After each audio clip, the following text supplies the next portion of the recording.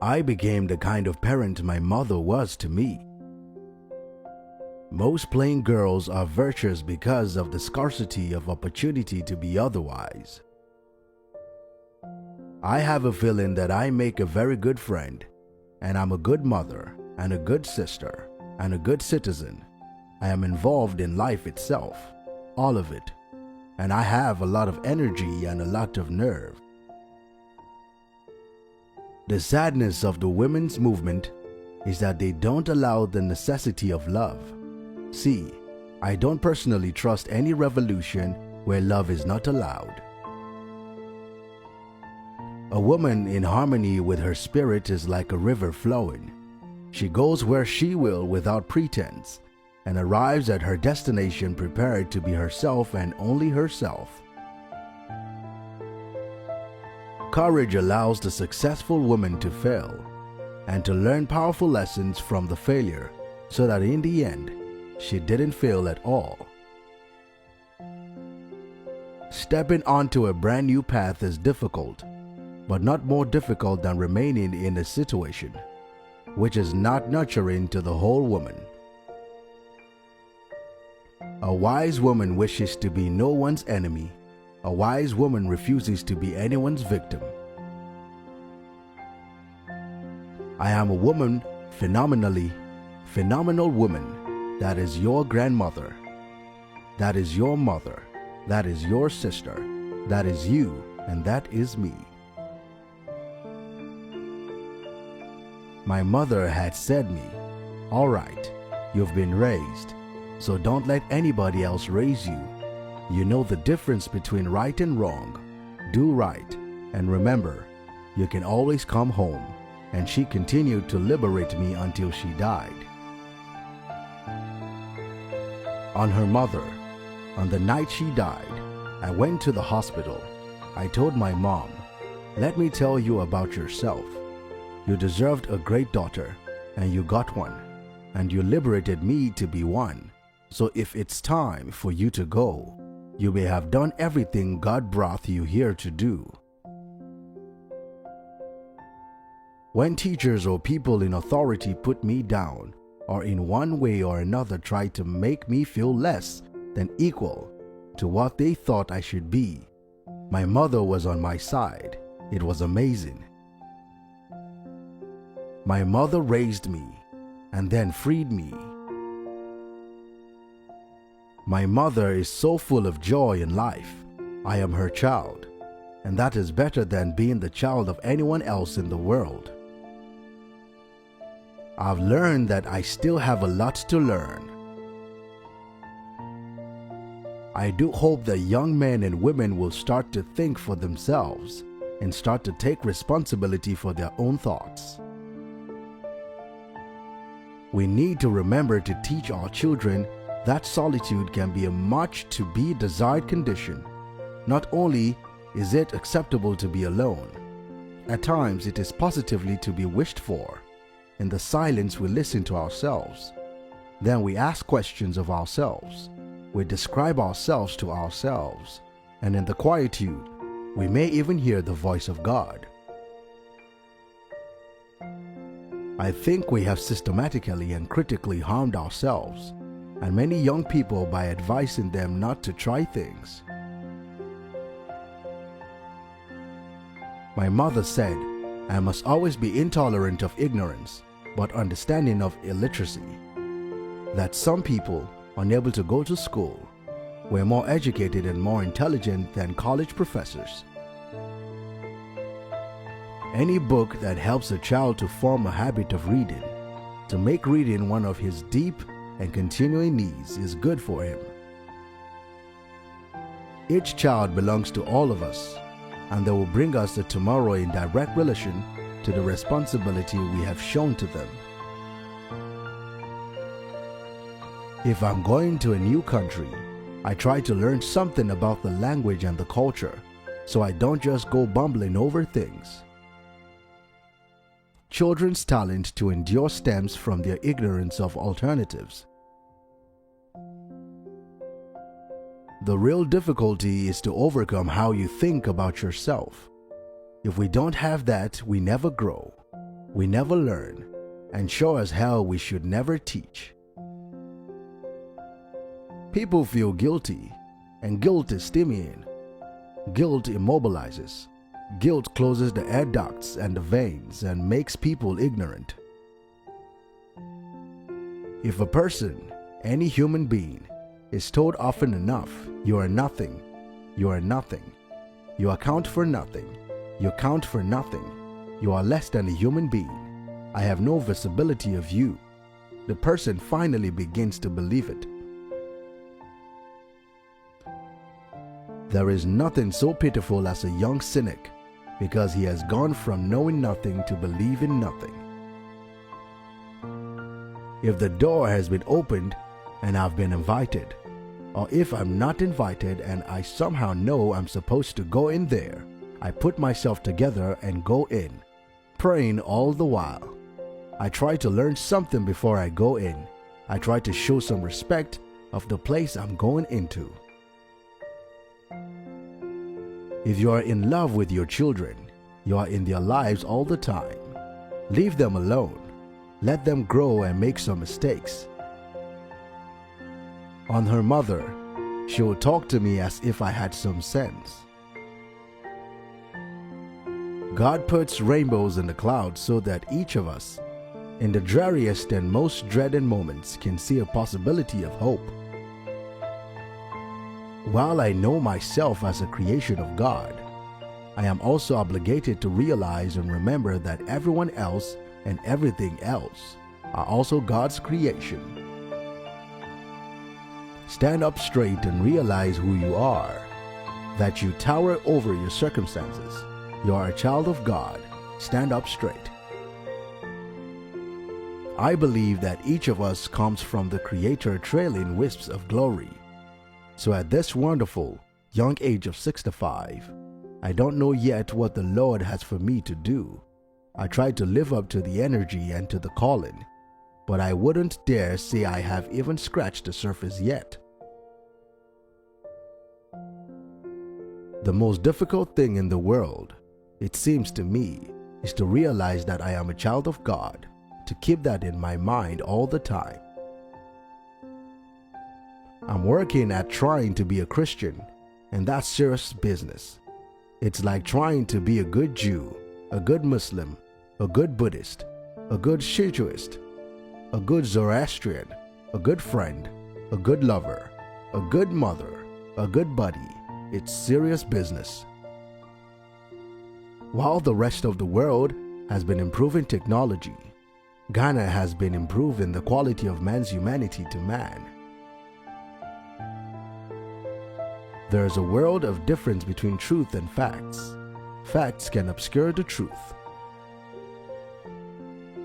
The truth is very important. No matter how negative it is imperative that you learn the truth, not necessarily the facts. I mean, that can come, but facts can stand in front of the truth and almost obscure the truth. It is imperative that students learn the truth of our history. My equipment tends to be that of a social humanitarian and a poet, which I suppose is the same thing, and I tend to watch how people are. In the 16th century, Niccolo Machiavelli, in an attempt to get back in the good graces of the powerful, wrote a slim volume called The Prince. In that book, he showed the powers that be how to control the people. That book is a statement: separate and rule, divide and conquer. That's 500 years ago, and it still works because we allow ourselves to be led around with holes through our noses. We allow our ignorance to prevail upon us and make us think we can survive alone, alone in patches, alone in groups, alone in races, even alone in genders. I believe we are still so innocent. The species are still so innocent that a person who is apt to be murdered believes that the murderer, just before he puts the final wrench on his throat, will have enough compassion to give him one sweet cup of water. I wish that we could look into each other's faces, in each other's eyes, and see our own selves. I hope that the children have not been so scared by their upbringing that they only think fear when they see someone else who looks separate from them. I pray for humility because that comes from inside out. And what humility does for one is it reminds us that there are people before me I have already been paid for, and what I need to do is prepare myself so that I can pay for someone else who has yet to come, but who may be here and needs me. I believe what I have to say is important, and I believe the people coming to hear me are important, and so the occasion of itself alone has an importance which forces me to stare down my nerves. I like to speak on matters which matter to human beings, and almost everything matters to human beings. The root cause of all the problems we have in the world today is ignorance, of course, but most polarization. It is better to control oneself if one can and not hit back. But on certain occasions, it is imperative to defend oneself. I don't think it's fair to ask anybody not to defend herself or himself. Prejudice is a burden that confuses the past, threatens the future, and renders the present inaccessible. Let's tell the truth to people. When people ask, "How are you?" have the nerve sometimes to answer truthfully. The truth is, right may not be expedient. It may not be profitable, but it will satisfy your soul. My heart is so heavy when I see the reality of the Indian reservation, and as an American, I know I am too responsible. People trying to separate people rather than bringing us together. Please. You don't just see it in America, it's all over the world. I am overwhelmed by the grace and persistence of my people. Don't hesitate to learn the most painful aspects of our history. Understand it.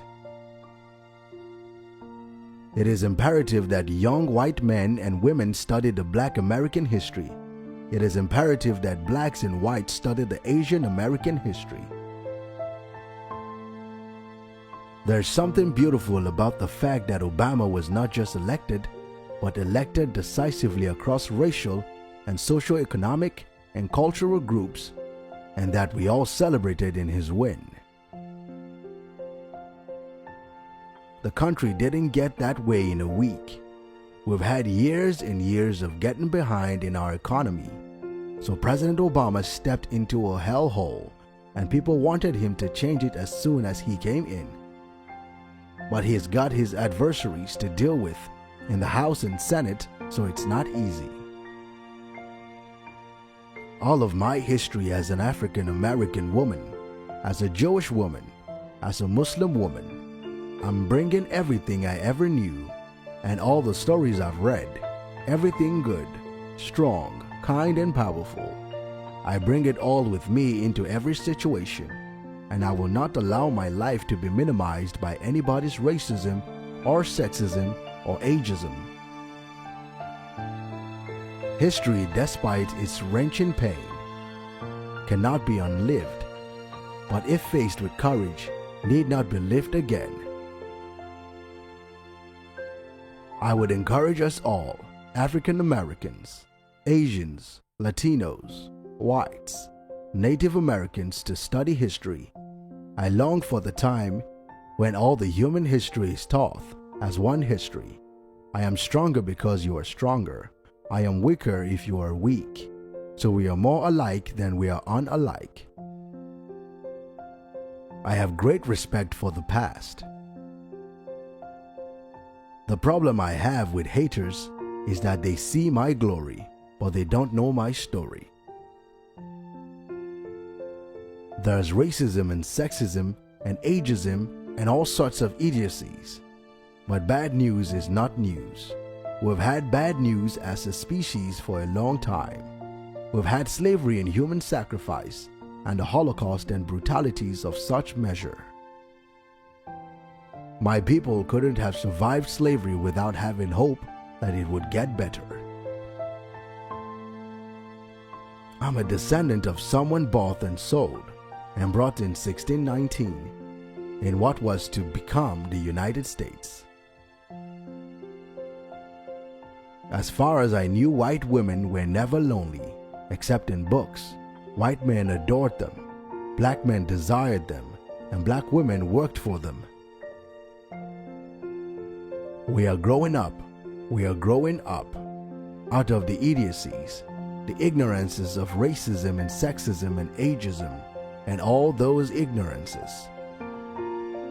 For Africa to me is more than a glamorous fact. It is a historical truth. No man can know where he is going unless he knows exactly where he has been and exactly how he arrived at his present place. We all should know that diversity makes for a rich tapestry, and we must understand that all the threads of the tapestry are equal in value no matter what their color. The fact that the adult American Negro female emerges a formidable character is often met with amazement, disgust, and even belligerence.